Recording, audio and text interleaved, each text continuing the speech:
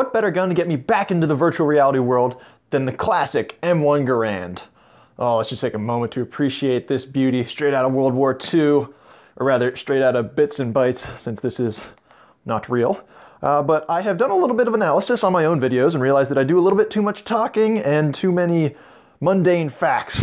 So I'm just going to load this guy up and get shooting. Oh, it wasn't the smoothest, but it's ready to go.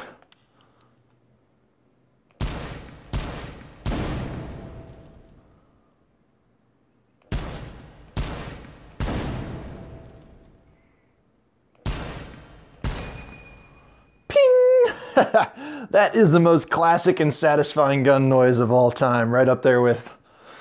nothing else comes to mind. Maybe the CSGO op noise, which is not realistic. That's really more just like a regular gunshot noise. Whereas this one sounds exactly like it does in real life, that classic ping. So let's load up another clip. And yes, this is a clip, the N-block clip.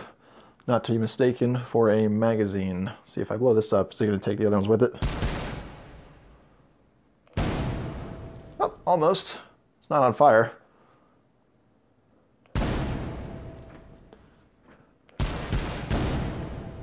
Haha, I think we got one more shot in here. Yep. Ding! Oh, that sweet, sweet noise. And that is courtesy of this little clip, a very quickly and cheaply machined N-block clip, and it gets that sound because of the shape and the type of metal, so that when it pings off of that spring in there that ejects the clip, it gets that classic... Well, it's a little bit better when it comes firing out of the gun and in real life. But, you know, that's what we're working with. So 8 more rather. 8 more, not 6.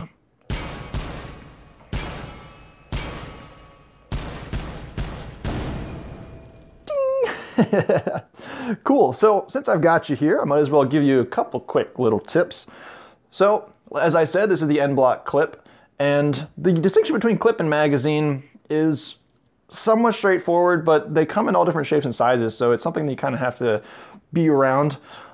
This actually has a magazine. It's an internal magazine. It would be right here. It's kind of where the rounds are housed. So the clip is surrounding the bullets, and the way that you can kind of differentiate the two is a clip generally leaves the rounds exposed, and occasionally you strip the rounds from the clip, so sometimes you'll just leave it there and then push the rounds in, the clip will fall out. This clip stays in the gun itself, so it's a little bit different.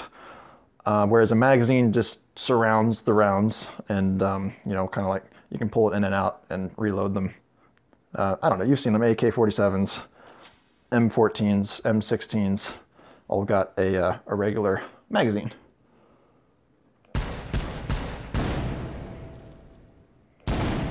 Whoa, chain reaction, wasn't expecting that. This one's hiding behind that box. Oh no, reload!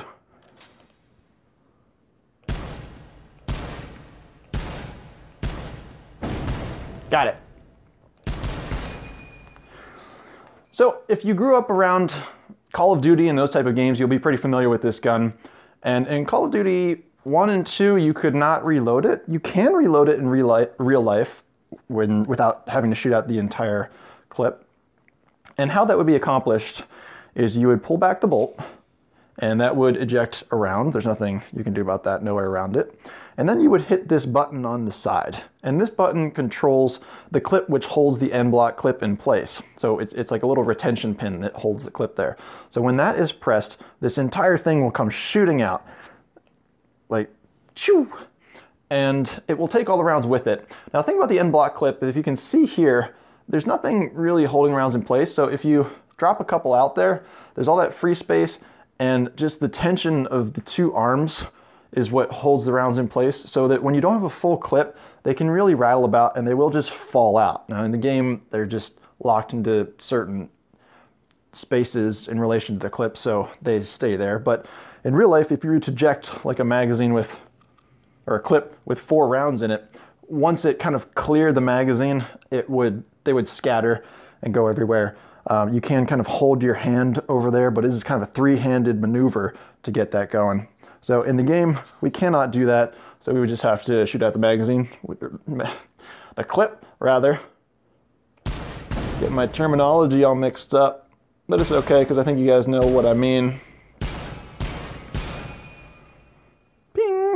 Okay, so just since I've got this little doodad here, let's do 5 quick rounds. Let's try 8 targets.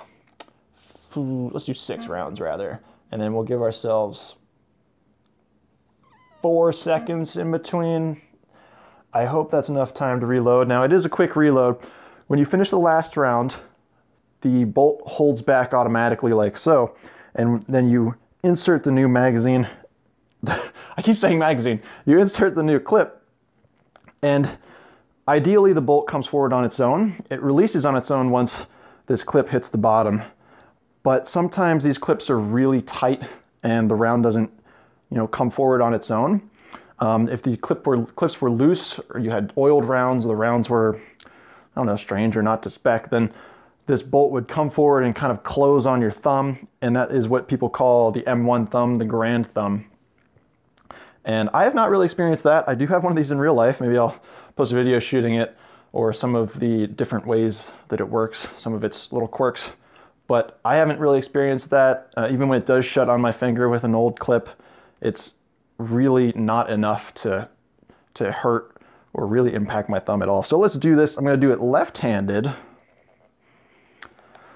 so that you guys can look down the sights, but that might not give me enough time. So let's load one up and start. Oh, so hard to acquire the sights lefty.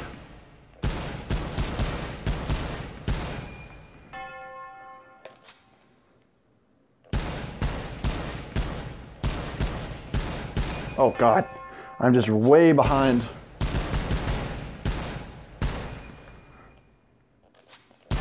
Ah!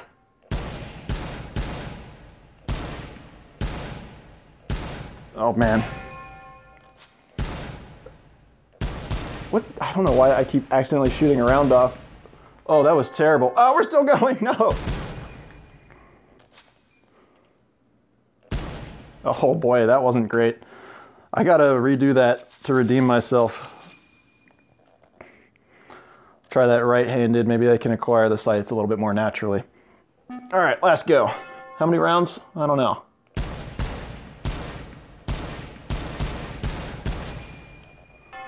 Nope, I don't think this is gonna be any better.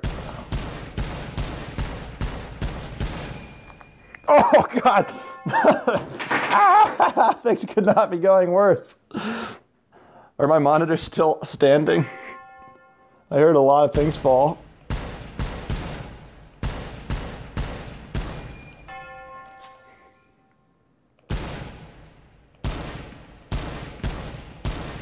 Oh boy.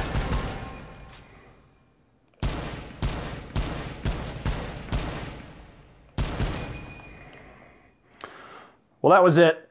And it looks like our last reload didn't go so well. I've never seen that before. That was funny.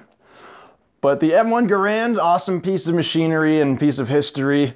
Really classic and very unique in its operation. If you ever have a chance to shoot one, by all means go and shoot one, because it's an experience. It's probably my favorite older rifle, even though it's super easy to burn through ammo because you can just sit there at the range.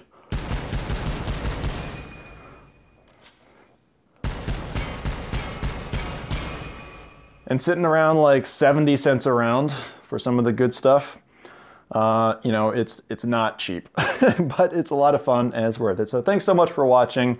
That's the M1 Garand. So leave a comment below about the video, thumbs up, thumbs down, and I'll see you guys in the next one.